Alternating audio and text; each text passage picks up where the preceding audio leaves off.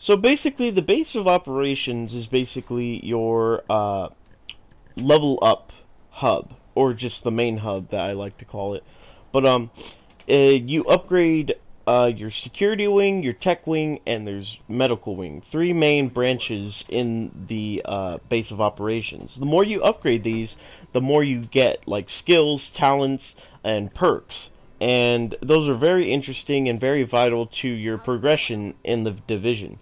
The security wing is my favorite since you have stuff that's related to the dark zone. It gives you more gear, like gear to hold when you go into the dark zone. It gives you cool skills like mobile cover, smart cover, um, and just lots of other perks and stuff which are very interesting. The tech wing is very interesting as well because you could get the turret or the seeker mine, and you could get all these perks and talents related to the tech wing and stuff, which are very also vital to your progression. And the medical wing is more of a healing skills and healing perks and talents, which are also helpful, very helpful. Besides using your med kit and all that. So that's basically the base of operations. There's not much to talk about it. It's just a place where you get to level up your three main branches, the security, tech, and medical. But if you do get the expansions, like the expansion 1 underground and expansion 2 survival, an area unlocks under the base of operations called the terminal. But you could still go in there to buy gear from gear vendors and just blueprints for good weapons, like high end gear kind of stuff once you hit level 30 bracket and you go to the gear score bracket and all that. But if you want to play the modes, you have to get the DLC. But the terminal is a neat little underground place in the base of operations where you could get mods if you don't want to get the DLC and all that. So that's basically the base of operations. The next segment I want to get onto is the dark zone. So yeah, PvP area.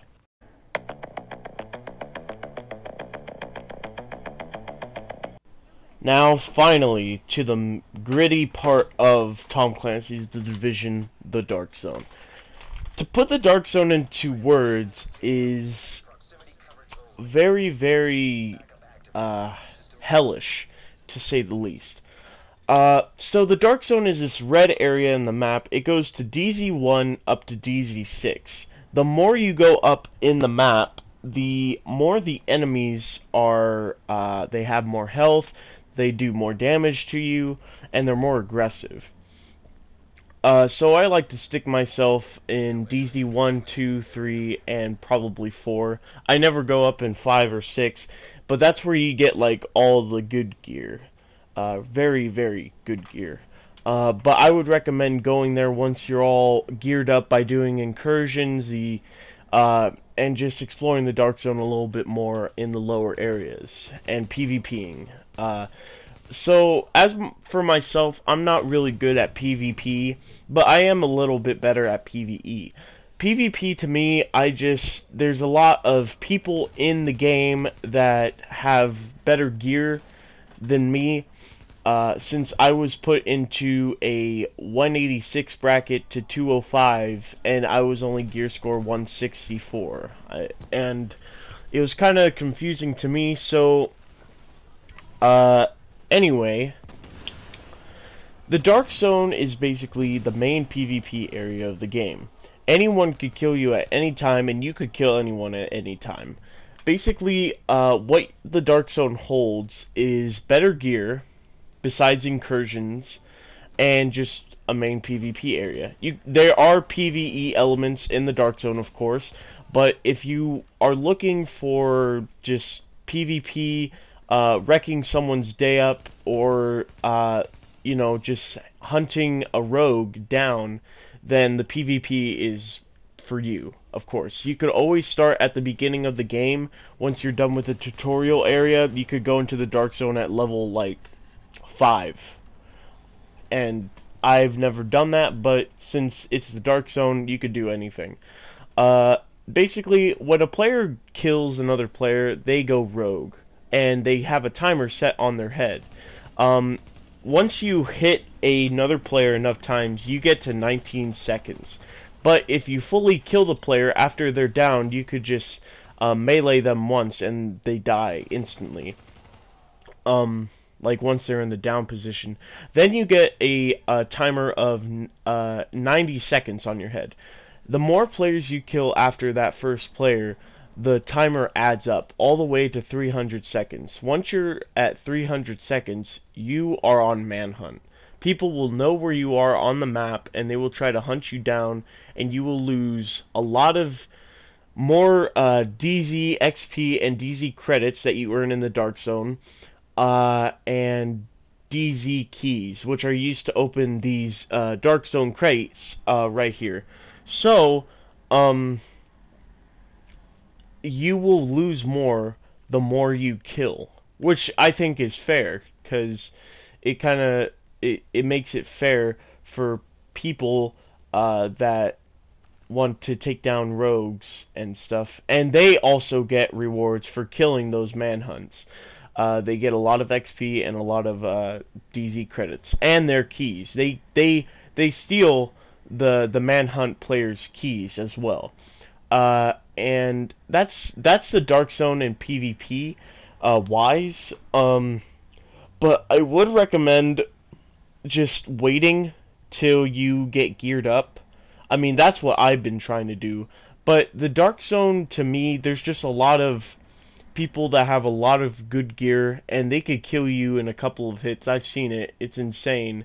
And, but if you're just looking for a good time, get with your friends in a group and just roam the Dark Zone, go for it, dude. Just have fun with it and stuff. But if you do get killed, don't get surprised, because there are a lot of rogues in PvP, especially when you get to the high bracket, you know, the high brackets, basically, of players. So the Dark Zone is probably the most fun you're gonna have in this game, besides the missions with your friends. And I would recommend going in with a group in this area, because you will want to have backup if a player or just too many enemies just crowd you at once. And one more thing before I end the Dark Zone piece of this review is that when you get into the Dark Zone, it's not only getting PvP, or it's not only doing PvP or PvE, there's also loot. So when you get loot, they come in boxes from named enemies, like I said before, like this box. This one gave me a sealed cache, or sealed cache, or sealed cache. So when you get these sealed caches, basically, or any type of loot, they go into this yellow duffel bag. And once you get the, a full capacity of how much you could carry in that yellow duffel bag, depending on how much you upgraded of the wings in the base of operations, which that's why I said it was important, because you have to upgrade them to go into certain contamination levels and to hold more gear in that duffel bag, the DZ bag. Basically, when you get full, or if you have enough items to where you're like, hey, I gotta get this out, or else a player's gonna try and kill me for it, or I just don't feel safe here, then you have to go to a extraction zone. Once you get to that extraction zone, you have to kill the enemies around it, and then you call an extraction. The extraction takes about a minute and 20 seconds to get there, and during that time, enemies will try and come and kill you, and when the helicopter comes, a minute passes, and he stays there for a minute to see how many players can fit their loot on the rope. And the sucky thing about it is you can only have 4 bags on the rope, so there's not enough. Like if there's 5 players or 6 players at the Dark Zone extraction point with you, and you and 3 other players put your loot on the rope, then those other 2 are probably going to go rogue on you and steal your shit. So when they go rogue, they cut the rope, and then they can steal your stuff. They could run around and hold the square button and steal your stuff and run away, or they could finish you off and stuff like that. But it's very tense moments when you have to extract your loot, and once it's extracted, it goes to your DZ stash, which you could collect there, and your loot is safe. It's not contaminated anymore. So basically, that is the Dark Zone of Tom Clancy's The Division. It's the main PvP area with really good loot, especially in the Dark Zone supply drops. And I would recommend going in with a group to this area of, you know, The Division, because you never know when a person's gonna gang up on you. So, yeah, that's basically the Dark Zone.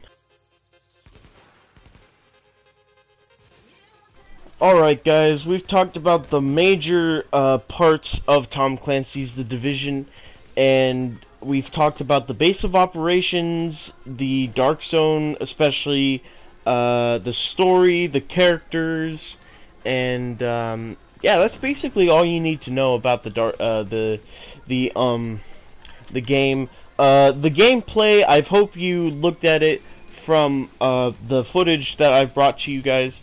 And, yeah, that's basically my review of Tom Clancy's The Division. My score for it would be a 9 out of 10. The reason why it's not lower on this scale, or, you know, or higher, I'll get into the lower first. The reason why it's not lower is because I just had a really fun time playing this game. Like, it's my kind of game. And I'm saying it's not everyone's game. Like, everyone's not going to love this game, and I understand that. But to me, it just impacted me on a great level, because I like this kind of game, like, where you get loot from defeating challenging enemies, and you feel like you've done something in this game. And it's very nice to play a game where you could play with your friends and have a good time fighting enemies and getting, like, very great loot and just leveling yourself up to be a really great player and stuff like that. And the expansions rise above it, or put this this score up too, since I got the expansions. But like, if it was with the expansions, then I would give this game a 10 out of 10. But the first or the last expansion hasn't come out yet. But for now, just the game itself, like the raw game with all the updates that they've come out with and stuff, it's going to be a 9 out of 10. And I hope you guys check this game out. It's running for like 20 bucks if you get it pre-owned, or 30 if it's a new game, or 40. But to me, it's definitely worth the price. To other players, maybe not, but I totally understand that. Everyone has their own personal opinion. But I hope you guys get the chance to at least check this game out, or rent it from just someone, or just borrow it from a friend to see if you like it or not.